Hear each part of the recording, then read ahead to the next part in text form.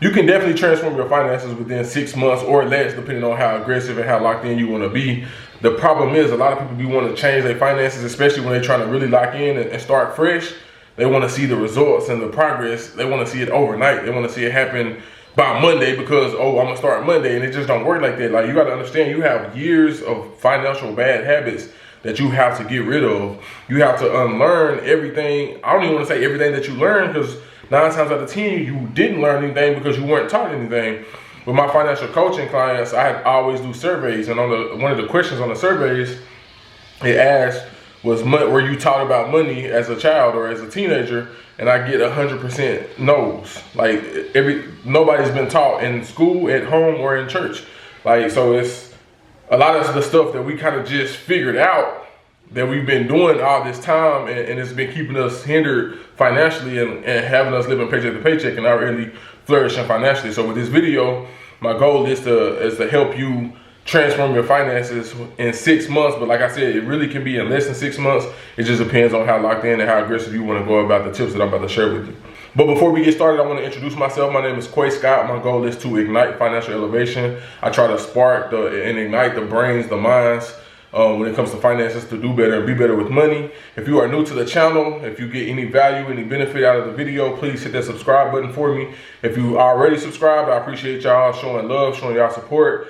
And we're gonna go ahead and get started with the video. In month 1, all we wanna do is assess. We wanna analyze, and we wanna kind of evaluate what exactly is going on with our money. See if we can find the issue so that we can, create a plan and a strategy to resolve the issue and get going on the right path. And a lot of people skip this step, and as simple as it sounds, a lot of people don't realize how important it is. Like, you have to have a clear picture of what's going on with your money, and one way that you can do that is by going through your bank statements. When I give my financial coaching clients, we pull 3 months of bank statements, because those bank statements, they're gonna tell you exactly what you've been doing, where you've been spending all your money at. And it's a mix of emotions with all the different clients. Some of them be disgusted, some of them be unaware and shocked and wild because they didn't know they were spending this money for 4 months because they don't even use it. They don't even go here. They got gym memberships from 6 years ago that they paying for it from a whole other city they was living in. They ain't lived there in years. So it's that type of assessment that you have to go through and really analyze exactly where your money is going, so you can, like I said, have that clear picture, and then we can find the root cause and start to work from there. One of the things I learned about in college, I got my bachelor's degree in business administration, and one of my classes was strategic planning, and we used to have to do these SWOT analysis on businesses, but you can actually do that with your finances as well. And what a SWOT analysis is, you have to identify your strengths, your weaknesses, your opportunities, and your threats. And by analyzing and assessing your finances, that's what you can kind of put that SWOT analysis analogy into your finances and find out exactly, what am I doing good with my money? Do I have a solid savings? Do I have consistent income? Is my credit score good? Am I budgeting? What are your weaknesses? If you're living paycheck to paycheck, what is causing that? Are you a bad budgeter, or do you have any budget at all? Do you track your expenses? Do you have a lot of high interest debt? What are your opportunities? Can we reduce some expenses? Can we eliminate some? Can we increase our income by getting a job promotion or getting a higher paying job? Can we get a side hustle? Can we start a small business? It's all these type of things that we can seek to explore to increase and improve our financial situation. And then we have to identify our threats. If I lose my job today, how many days can I survive? How many months can I survive? If you have no savings, that's a big threat to you. If you get laid off tomorrow due to the current economy that we're in, how could you survive? If you have a flat tire on your way to work, can you pay for that? I just had a guy, I was on live the other day, and he was panicking because he had his AC went out. He had to pay $950 to get his AC repaired. He didn't have nothing saved up, so guess what he had to do? Had to go get a credit card, had to go get a loan to pay for that. And that had high interest. So now he's asking me, like, what should he do and how can he get out of his situation? But this is why I'm always emphasizing the importance of having an immediate fund. That $1,500 minimum, $2,500 maximum for when things happen. So all of this can be identified by assessing and analyzing our current financial situation. Once we're done assessing and analyzing, this is where we want to choose our main goal. If we don't have any savings, that's what I always suggest to do first. Your savings is your foundation to your financial success. And you have to have a solid foundation. But if you have a savings, this can be the time where you choose your goal to be to attack debt. You may want to increase your credit score. You may want to learn how to invest. That will be up to you once you analyze and assess exactly where you are financially. Before you start implementing any type of strategies, you want to make sure that you have a clear picture and direction so that you can have intent. Like the saying goes, if you fail to plan, you plan to fail. And that is true, and it goes for your money as well. In month 2, you want to build a realistic budget and save $2,000 as fast as possible if you don't have anything saved. And when I say realistic, I want to emphasize the word realistic, because a lot of times when I'm dealing with people that are starting to, want to get a fresh start with their finances and do better, be better with their money, they are optimistic, but they're not always realistic. And one of the things about being optimistic, it's cool to be optimistic. It's cool to have a positive mindset entering into this new journey, wanting to be better and do better with your finances. But if you're not realistic, you're gonna come into some problems or some road bumps on your journey, and it's gonna discourage you, and you're just gonna revert back to those old habits, and you 9 times out of 10 probably gonna get up because you're gonna feel like it doesn't work for you. So the more realistic we can be, the better. And a lot of people, I don't understand why budgeting gets like a bad rep or bad rap. But a budget really frees you. It really kind of tells you what you can and can't do, and it lets you have a clearer vision of what your money is doing. It allows you to be in control. And one thing I'll say, when you're creating a budget, don't create a budget for the month. Create a budget by paycheck. This is one thing that has really helped me, because in a month, within a span of 30 days, 31 days, depending on the month, a lot can happen. A lot can come up that you're not prepared for. So if you can condense that between 14 days, maybe even 7 days, depending on your pay frequency, you can have a lot more control and a lot more management towards your money. Because, for example, if you budget by paycheck and you get paid bi-weekly, if you get paid on the 1st, you know you're not going to get paid again until the 15th. So between the 1st and the 14th, go ahead and start deducting those bills. One thing I like to do is use this planner, this tool that allows me to put in my dates for my pay periods, and it automatically populates the rest of my dates. And then I just go through and put in all my expenses. I deduct my savings, my 10% from my income, and it shows me exactly what I have remaining after I go through all of my budget. I will link that in the bio, I will link that in the description if you guys are interested in that. And the good thing about budgeting by paycheck, you tell your money where to go before you even get it. I always encourage people on Wednesday. If you get paid on Friday, on Wednesday, Thursday at the latest, you should already know where every single dollar is going. And one budget method I would advise you guys to do is the budget to zero method. And I'll actually make another video on that just to give you guys a clear explanation. But the budget to zero method is really you just giving every single dollar a job. So on this spreadsheet that I'm telling you guys about, you will see after you deduct everything, you'll have your total remaining. And you want to give, I don't care if it's $50 or $500, you want to tell all of that money where to go, because that's one of the biggest mistakes that we make when we're budgeting or when we're not budgeting. The money that we have remaining, we don't know what to do with it. We don't have any intent. We don't have any strategy. So the money kind of just does what it wants to do. And that's how we end up asking, where did our money go? We go look in the refrigerator. Ain't really too many groceries in there. We don't have no brand new clothes in the closet. But because we just had money left over, didn't have any plans for it, didn't have any, like I said, intention, it just kind of has a mind of its own. And we just kind of mindlessly spend it and do a whole bunch of impulsive spending, and that's how we lose track of where our money goes. And then the second part of month 1 is, like I said, you want to build up an immediate fund as fast as possible. Like I always encourage a minimum $1,500, max $2,500. This is going to go in a regular savings account. This is not going to earn any interest or make any money off of it. It's there for when things happen. Things are going to happen. It's never if, it's always when. Like I just gave you guys the example at the beginning of the video. This guy had a $950 emergency with his AC. If we don't have that money set aside, then that's a huge problem. That's an immediate need, and so that's why we need an immediate fund for issues that come about that need immediate attention. And I'll add this as well, and I'm trying not to make the video too long, but categorize your bank accounts too as well in the month too. Make sure you have an income account, you have a bills account, you have a savings account, and then if you want to, add a miscellaneous account. If that's something that you enjoy doing more than others, have an account just for that, so that way you don't overspend, or when you do want to do some impulsive spending, you can just pull from that account, and that account is covering that. That's that account's job. So if you like to go out a lot, you like to do brunches, you like to, have fun with your friends, have a fun account. Dedicate a small amount, $25, $50, whatever you can afford, every single paycheck, put it towards that. My wife and I, we have a travel account. We like to travel. We just got back from Japan.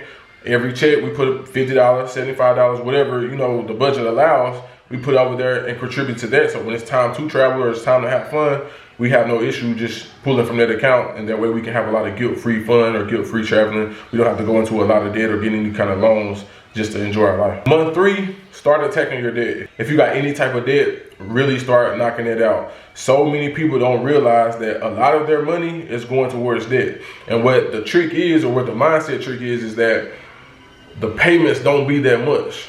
So they set these minimum monthly payments up for you. Those are designed to benefit the lender. Those aren't designed to benefit you. If they have a low monthly payment and it's spread out over however many years, and matter of fact, I will put in the description as well, you can kind of put in your debt situation and it'll tell you how long you'll pay on it. A lot of times they make those payments low so you can pay on them longer, and then they earn more interest off of you. So if you got a $2,500 limit or a balance and you're making a minimum payment of $30 a month, by the time you pay that $2,500 back, it'll probably be $2,800, close to $3,000, depending on the interest rate. So we want to knock that out as fast as possible. Now you got 2 methods to choose from. You got the snowball method or you got the avalanche method. Me personally, I like the snowball method. You start with the smallest debt and you attack it as aggressively as possible. For me, that works best because you can see the momentum. You can see the small wins, the quick wins. You get the quick wins, you build that momentum, and then you start, your mindset starts to shift. You're like, oh dang, I just knocked this $1,000 credit card out. Let me take the money I was paying towards that and put it to the next debt. And you just kind of falling over the process, falling over the journey, seeing those balances go down every single week, every single 2 weeks, however frequently you get paid, and just keep knocking them down, knocking them down, knocking them down. Now the avalanche method, this is if you have any high interest debt. So if you want to start, and it can save you a lot more money over time depending on the interest.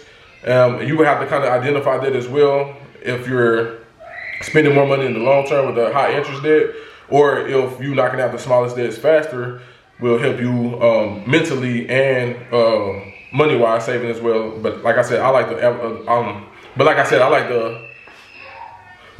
the snowball method has always been great for me. That's what I always recommend to my clients that I coach, with their finances. So that's what I would recommend to you guys as well. But explore both options and see what works best for you. Month 4, you want to increase your income. This is one of the easiest and quickest ways to get better in finances in all aspects. And I say that because with your job, you're on a limited income. You're only going to get paid whatever you get paid per hour, or if you're on salary, that kind of doesn't really move. You can't just walk into your boss's office and say, hey man, I need a $20,000 bonus, I need a $10 raise. It doesn't work like that. So if you can increase your income in any way, whether that's getting a side hustle, whether that's starting a small business on the side outside of your 9 to 5, have you a 5 to 9, whatever you can do to increase your income. I used to do I used to do Uber and Lyft. I would work from 3 p.m. to 11 p.m.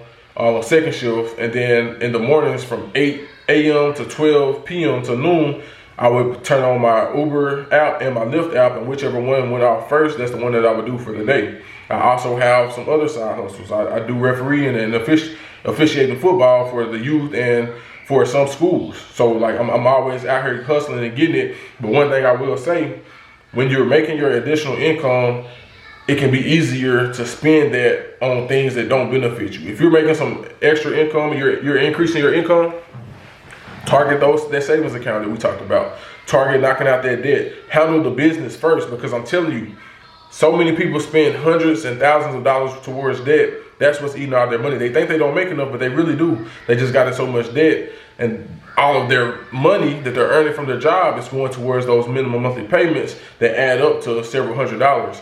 When you're making this extra income, be strategic with it. Have a plan for it. Tell it where to go, because I'm telling you, I work with a lot of guys that make a lot of good money outside of their job, and they have nothing to show for it because they get it and they blow it. So I'm telling you, you have to be really intentional with your money, whether it's from your 9 to 5, whether it's an additional source of income.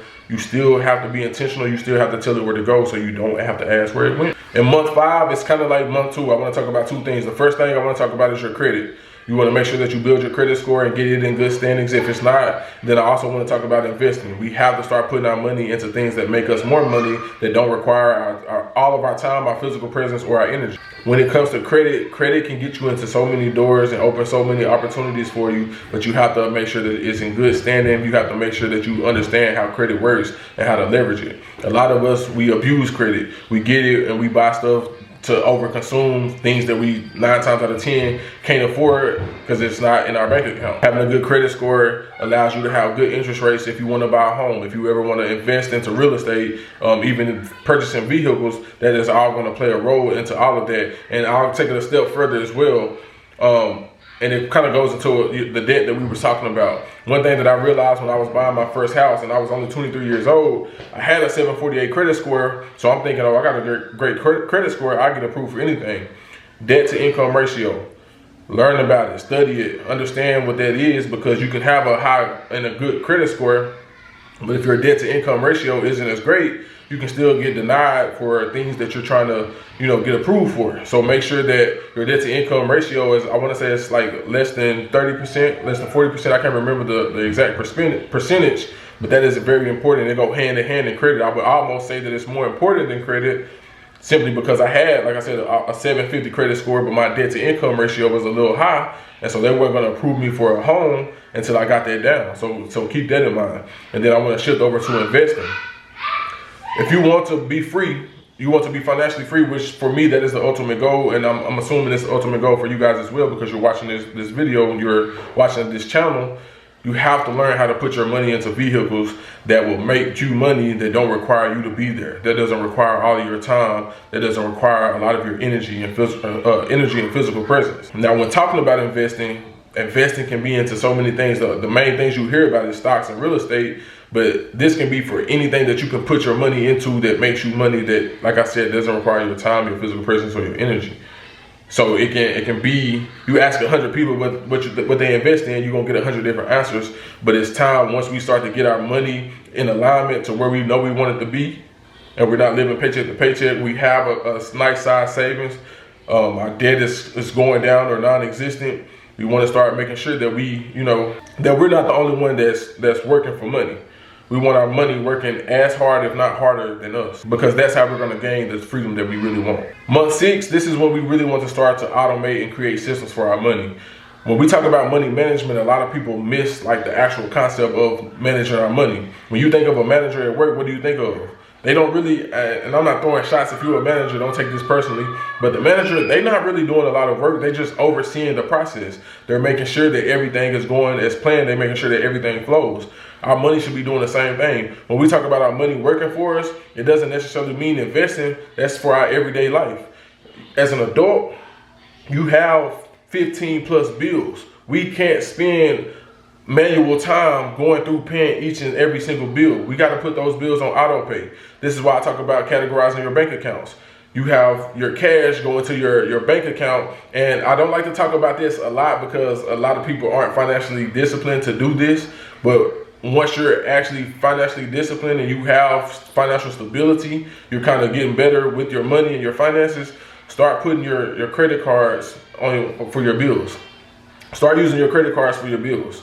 Put them on auto pay, because you can earn money for your bills. You can earn money paying for things that you have to pay for anyway. I just made a video on another platform not too long ago talking about how I made over $200 in a month paying for my lights, my gas, my water, my internet, my cell phone bill, things that I have to pay for anyway with the credit card, because I earn 1.5% cash back on it.